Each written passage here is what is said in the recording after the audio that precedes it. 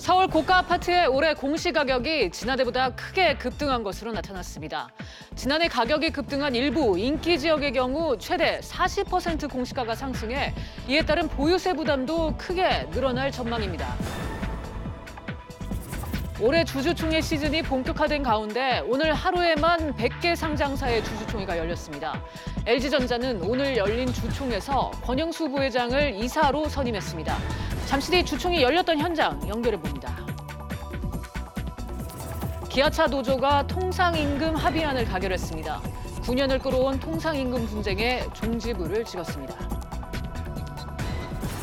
검찰이 삼성바이오로직스 분식회계 의혹과 관련해 한국거래소를 압수수색했습니다. 한국거래소는 2016년 상장 요건을 와다해 삼성바이오의 상장을 도왔다는 혐의를 받고 있습니다. 이상 이 시각 주요 뉴스입니다. 국토교통부가 공동주택 1,339만 가구의 올해 공시 예정 가격을 공개했습니다. 지난해 집값이 많이 올랐던 서울의 아파트 공시지가가 크게 올랐는데요. 취재기자 연결해서 자세한 내용 알아보겠습니다. 김현우 기자. 네, 김현우입니다. 네, 공동주택 공시가 얼마나 올랐습니까? 전국 평균 상승률은 5.32%로 지난해보다 조금 올랐습니다. 반면 서울은 14% 올라서 2007년 이후 가장 많이 상승했습니다. 지역별로 보면 경기도 과천이 23%로 상승폭이 가장 컸고 이어 서울 용산과 동작구, 성남 분당, 광주 남구 순이었습니다. 공시가는 의견 청취 기간을 거친 후 다음 달 30일 최종 확정됩니다. 네, 특히 고가주택 공시가격이 많이 올라서 세금 부담이 크게 늘었다면서요? 그렇습니다. 종부세를 내야 하는 공시가격 9억 원 이상 공동주택이 지난해 14만 가구에서 올해는 22만 가구로 8만 가구가 늘었습니다. 집값이 비쌀수록 공시가격 상승률도 높았습니다. 시세가 12억 원 이상 15억 원 미만 아파트의 경우 평균적으로 18% 넘게 상승했습니다. 실제로 강남의 한 아파트는 보유세가 950만 원에서 1,400만 원으로 오르는 등 고가 아파트 중 보유세가 상한인 50%까지 늘어나는 곳이 있습니다. 네, 다주택자의 세부담은 더 커진다면서요? 네, 2주택자는 보유세 상한이 200%, 3주택자는 300%인데요. 예를 들어 강남 아파트 두 채 공시가가 15억 원에서 25% 정도 오른다면 보유세는 2,300여만 원에서 4,400여만 원으로 2배 가까이 늘어납니다. 세 채를 가지고 있었다면 보유세는 3,900여만 원에서 9,100여만 원으로 5천만 원 넘게 증가합니다. 네, 이렇게 세부담이 늘어나면 부동산 시장엔 어떤 영향을 미칠까요? 전문가들은 부동산 가격이 큰 폭으로 떨어지지는 않을 것으로 전망했습니다. 그동안 아파트 가격이 급등한 것과 비교하면 세금 인상폭은 크지 않다는 이유입니다. 또 세부담을 피하기 위해 증여를 선택하는 다주택자도 많을 것으로 예상됩니다. 다만 세금을 납부해야 되는 6월 전에 대출을 많이 받은 갭 투자자들은 매물을 내놓을 가능성은 있습니다. 지금까지 보도국에서 전해드렸습니다. 아파트 공시가격 상승에 따라 전반적으로 보유세 부담도 커질 전망입니다. 두성규 한국건설산업연구원 연구위원 모시고 얘기 자세히 나눠보도록 하겠습니다. 연구위원님 어서 오세요. 네, 안녕하세요. 네, 먼저 여쭤봐야 될 게 네. 박사님께서 보시기에는 이번에 상승률이 예상보다 낮습니까? 높습니까? 예상보다는 높다고 분명히 이야기할 수 있습니다. 네. 이번에 한 14%, 서울 같은 경우는 14%, 전국적으로 본다면은 사실은 예년과 비슷한 한 5.32%라고 이야기를 하는데요. 서울 등 집중된 아파트, 고가의 아파트들에 집중되고 또 일반적으로 아파트가 많이 있는 서울 같은 경우에 사실 상승폭은 역대 12년 만에 가장 높은 상승폭을 보여주고 있기 때문에 네. 적지 않은 부분들이고요. 또 하나 좀 먼저 말씀드릴 수 있는 것은 이러한 부분의 보유세 부분의 그 어떤 세금 부분이 증가한다는 것은 사실은 거래 행위가 있는 것이 아니라 잔존하고 있는 미래의 어떤 잠재되어 있는 가치에 대해서 사실은 추가적인 부담을 증가시키는 거기 때문에 실제로 주택을 일소유자라 하더라도 가지고 있는 사람들이 느끼는 심리적 압박감과 부담감은 상당히 크다. 그래서 수치로 굳이 이야기하지 않더라도 이번에 상승폭이 만만치 않은 정도로 저는 높다고 보고 있습니다. 네, 향후에 이 아파트 거래 행위로 인한 잠재 가치에 부담을 주는 거다 이렇게 네네. 말씀을 해주셨는데 지방 집값 상승을 이끌었던 광주나 대구 이렇게 네. 이제 전국 평균을 웃돌긴 했는데 울산, 거제, 김해 쪽은 하락폭이 상당하더라고요. 그렇죠. 그쪽 지역은 지금 작년 같은 경우에도 여러 가지 지역 경기 위축 등으로 인해서 그렇겠군요. 전반적으로 부동산 경기가 하락되어 있는 데다가 시세가 지금도 계속 지속적으로 하락하는 모양새를 보여주고 있습니다. 네. 그런 부분들이 이제 반영된 것으로 보여지는데요. 사실 이번에 어떤 기준점은 원래 1월 1일을 기준으로 하지만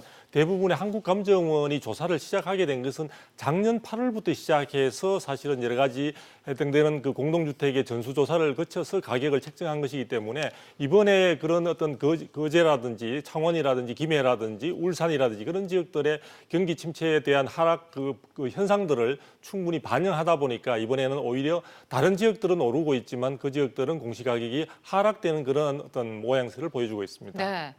관심을 가져볼 게 이제 고가 주택 보유자나 다주택자, 강남권 위주로 치자면은 보유세 부담이 얼마나 늘었다고 봐야 할까요? 지금 많이 올랐습니다. 그래서 평균적으로 보면은 서울 지역 같은 경우에 있어서는 전반적으로 고가 아파트 같은 경우에서는 거의 세부담 상한이라고 할 수 있는 그러니까 전체적인 이전의 가격 대비한다면 150%가 되겠죠. 그런 부분까지 오른 어떤 주택들이 개별 단지마다 많이 지금 등장하고 있는 것이고요. 그리고 무엇보다 이번에 조금 전에 이제 기자님도 설명을 하셨지만 실질적으로 이번에 가격 상승으로 인해서 이전에 종합부동산세를 부담하지 않았던 분들이 이번에 부담을 하는 쪽으로 편입된 분들이 상당히 많이 늘어났습니다. 그래서 이전보다 8만 그 가구가 늘어난 상황이 되기 때문에 이런 부분들을 고려한다면 서울에 있어서의 아파트 중위 가격을 7억에서 8억 정도 수준이라는 점을 충분히 반영시켜서 생각한다면 이번에 고가 주택인 주로 강남이라든지 마용성이라고 해서 마포구라든지 또 용산구라든지 성동구라든지 이런 쪽에 있는 주택들에 있어서의 이번에 공시가격 상승은 사실은 굉장히 20%를 전후해서 굉장히 높은 그리고 개별 단지는 거의 상한에 해당될 정도로 높은 어떤 상승률을 보이고 있다고 하겠습니다. 네, 지금 말씀하신 대로 강남뿐만 아니라 이른바 마용성, 마포, 네네. 용산, 성동구 쪽도 부담이 적지 않을 것이다. 이제 그런 말씀이신 그렇죠. 거죠? 그쪽 지역이 사실은 서울에 있어서 강북 지역 중에서도 상당히 주목받는 어떤 성장세를 보여줬던 지역들인데요. 지금 마포구와 용산구와 성동구, 그다음에 동작구와 영등포구 정도가 지금 서울에 있어서 일반적인 서울의 상승률이 14%보다도 훨씬 높은 네. 한 18% 내외의 어떤 상승률을 보여주고 있습니다. 그러다 보니까 전반적으로 그 지역에 거주하시거나 주택을 가지고 있는 분들은 예상보다 이번에 이 공시가격 상승에 따른 최종적인 어떤 결과 부분은 여러 가지 건강보험이나 이런 것들은 지금 하반기에 주로 이제 반영이 될 것인데 구체적으로 반영되게 되면은 그 체감되는 부분은 예상보다 클 수 있을 것으로 전망이 되고 있습니다. 네, 여기서 하나 궁금한 게 이 정부가 말하는 건 결국 공시가격 현실화 아니겠습니까? 네네. 즉 이제 공시가격 형평성을 계속해서 개선해 나간다 이런 얘기인데 근데 요즘은 이제 집값이 내리막을 그렇죠. 타고 있잖아요. 네네. 그런데도 계속 지금 정부는 이런 상태로 계속 갈까요? 네, 그 공시가격 현실화율을 높이기 위해서는 사실은 한 80% 실거래가의 80%까지 올리는 것을 사실은 목표로 하고 있었는데 지금 현재 공동주택의 경우에서는 69.1% 정도인 것으로 알려지고 있습니다. 네. 그런데 토지라든지 여러 가지 이제 그 표준 단독주택의 경우보다는 상당히 현실화율이 높은 상황이다 보니까 이번에 이 현실화율을 당초 정부의 계획대로 하면 더욱더 상승시키는 쪽으로 나가려고 했던 그 계획은 갖고 있었던 것 같지만 이번에 작년에 주택 공동주택 가격이 상당히 많이 상승하면서 공시가격을 지역별로 특히 서울을 중심으로 해서 굉장히 올릴 수밖에 없는 상황이 되다 보니까 표준 단독주택이나 토지 등과 균형을 맞추기 위해서 이번에는 전체적인 현실가율은 69.1%로 그대로 묶어놓은 상태입니다. 그러다 보니까 전체적인 어떤 상승률 부분에 있어서 현실화율은 그대로 정체되어 있는 가운데 실질적으로 서울을 중심으로 해서 과천이라든지 이런 곳에 있어서의 주택가격, 고급 공동주택 가격의 공시가격만 일부 지역에 있어서 집중적으로 오르는 그런 양상을 보여주고 있습니다. 네. 지금 다주택자는 어떤 선택을 해야 할까요? 지금 뭐 보유세, 양도세 네. 하는 거 말고 다른 출구가 없지 않습니까? 다주택자의 선택은 지금 굉장히 어려울 것으로 예상이 되고 있고요. 지금 이제 그런 부분들이 11월 달에 건강보험료에 반영이 되고 12월 달에 6월 1일 기준으로 해서 12월 달에 종합부동산세 고지서가 나오게 되면은 다주택자들의 충격은 상당히 클 것으로 보여집니다. 지금 신문이나 언론에서 소개되고 있는 것은 대부분 1주택자의 이번에 공시가격 상승 부분들을 이야기 많이 하고 있는데요. 다주택자는 기본적으로 기준점 자체가 공시가격으로 6억 기준으로 하다 보니까 실질적으로 그런 부분들에 있어서의 조세 부담률은 예상을 초월할 정도로 클 것으로 예상이 되고 있고요. 네. 그런 부분들을 이제 회피하기 위해서는 결국은 주택을 양도하거나 혹은 증여 등을 통해서 처분하는 방법이 가장 직접적인 방법이라고 볼 수 있는데요. 네. 지금 사실 처분하기 위해서는 양도소득세가 사실 다주택자의 경우에는 뭐 2주택자의 경우는 최고 50%, 또 3주택자는 60% 되다 보니까 실질적으로 처분 자체가 현실적으로는 지금 시기적으로나 현실적으로는 쉽지 않습니다. 그리고 지금 거래도 잘 안 되고 있는 상황이다 보니까 이번에 국토부 장관 후보자가도 집을 지금 내놓았지만 안 팔린다는 그런 그렇죠. 소식에서 볼 수 있듯이 네. 전체적으로 시장이 위축되어 있는 상황이다 보니까 다주택자의 선택은 어느 때보다도 심각한 상황으로 전망이 되고 있습니다. 그렇군요. 그러면 내 집 마련에 목마른 실수요자들 네. 지금이 매수 타이밍일까요? 기다려봐야 할까요? 네. 지금 이번에 공시 가격이 상당히 큰 폭으로 오른 부분은 조금 전에도 말씀드렸지만 작년 하반기에 상승된 부분들이 반영된 것으로 볼 수 있기 때문에 네. 실제로 올해까지 이어지고 있는 최근의 공동주택 아파트 중심으로 해서 전체적인 하락이 지금 17주째, 18주째 지속되고 있는 점을 감안한다면 현재의 추세가 올해 연말까지 지속될 가능성에 많은 전문가들이 무게를 두고 있습니다. 네. 그래서 실수요자들 같은 경우에 있어서는 주택 마련과 관련해서 서두르실 필요는 없을 것 같고요. 전반적으로 이번에 어떤 공시가격 상승으로 인해서 혹시나 저는 뭐 그렇게 크게 기대는 하고 있지 않습니다만 급매물이 더 출시된다든지 이런 것들을 감안하면 전체적인 가격이 약세가 더 지속이 될 수 있기 때문에 그런 점들을 고려해서 조금 더 신중하고도 차분하게 아마 결정을 하셔도 되지 않을까 싶습니다. 네, 지금까지 두성교 연구위원과 함께 아파트 공시가격 상승과 관련해서 자세하게 얘기 나눠봤습니다. 위원님 오늘 말씀 감사합니다. 감사합니다. 정부가 최근 경제 상황에 대해 생산과 소비, 투자가 모두 증가하는 등 산업 활동과 경제 심리 지표가 개선됐다고 진단했습니다. 기획재정부는 최근 경제 동향 그린북을 통해서 지난 1월 전 산업 생산이 전월보다 0.8% 증가했고 소매 판매와 설비 투자도 각각 2.2%, 0.2% 증가했다고 밝혔습니다. 하지만 주요 수출 품목인 반도체 수출액이 25% 줄고 향후 경기를 보여주는 선행지수 순환 변동치가 8개월째 하락한 점 등은 불확실성 요인으로 지적했습니다. 국제유가 인상 영향으로 수출 물가가 넉 달 만에 반등하고 수입 물가는 9개월 만에 가장 큰 폭으로 상승한 것으로 나타났습니다. 한국은행에 따르면 지난달 수출 물가 지수는 82.97로 한 달 전보다 0.2% 올라 지난해 11월 이후 처음으로 상승했습니다. 또 수입 물가 지수는 86.56으로 전월보다 1.9% 올라 지난해 5월 이후 가장 높은 상승률을 기록했습니다. LG그룹 계열사들이 정기주주총회를 열었습니다. 구광보 LG 회장이 취임한 이후 첫 정기주총인데요. LG전자 주총 현장에 나가 있는 취재기자 연결합니다. 정인영 기자, 주총에서 어떤 안건들이 다뤄졌습니까? LG전자 주총이 오늘 오전 열렸는데요. 이번 주총에서 관심을 받았던 건 CEO와 이사회 의장 겸직 분리였습니다.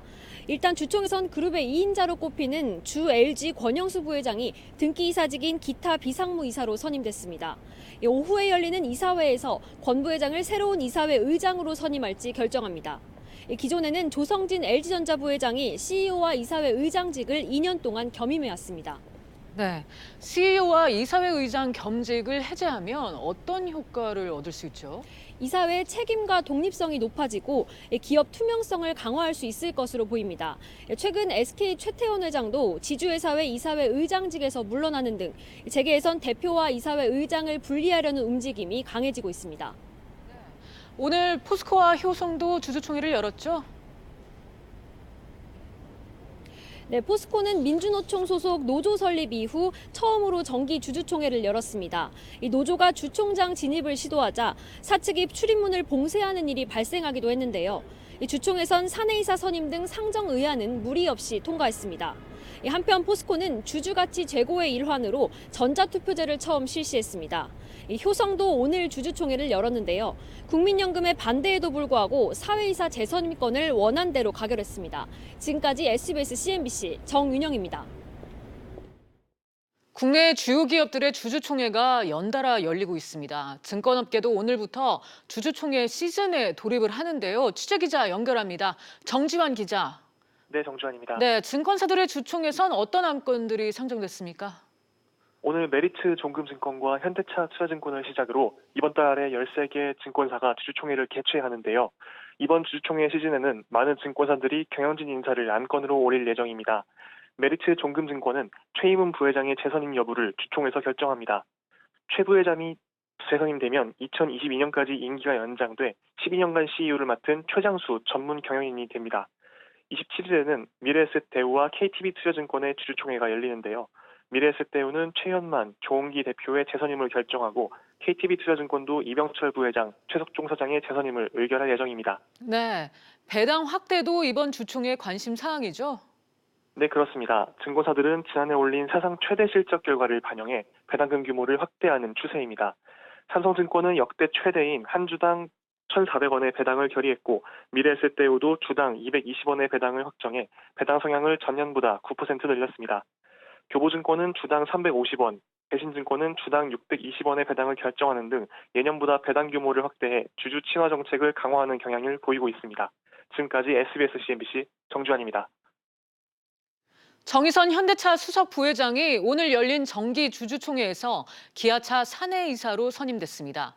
기아차는 사내이사로 재선임된 박한우 사장과 최준영 부사장의 각자 대표 체제를 유지하게 됩니다. 정 부회장은 오는 22일 현대차와 현대모비스 주총을 통해 양사의 대표이사에 취임할 예정입니다. 9년 동안 이어온 기아차 노사의 통상임금 분쟁이 종지부를 찍었습니다. 기아차 노조는 상여금에 통상임금을 적용하는 내용과 미지급금 지급 방안에 대해서 노사 잠정 합의안 투표를 진행해 가결했는데요. 자세한 내용은 취재기자 연결해 알아보겠습니다. 류정은 기자. 네, 류정은입니다. 네, 어제 진행된 기아차 투표 결과 설명해 주시죠. 기아차 노조는 각 지회에서 조합원 3만 명을 대상으로 투표를 진행했는데요. 약 2만 7천 명이 넘는 조합원이 참여한 투표에서 절반이 넘는 인원이 지난주 나온 노사의 잠정 합의안에 찬성했습니다.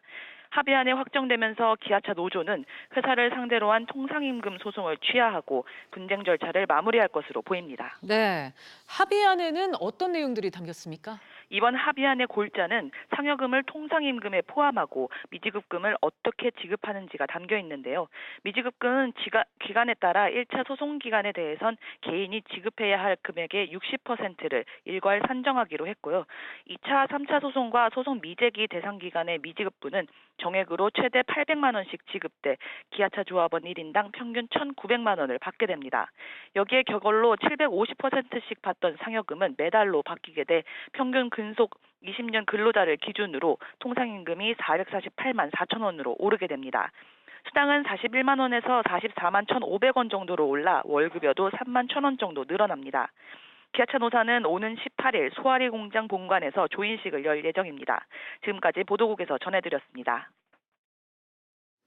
안정성 논란이 제기된 미국 보잉의 737 맥스 기종에 대해 정부가 국내 공항 이착륙과 영공 통과를 금지시켰습니다.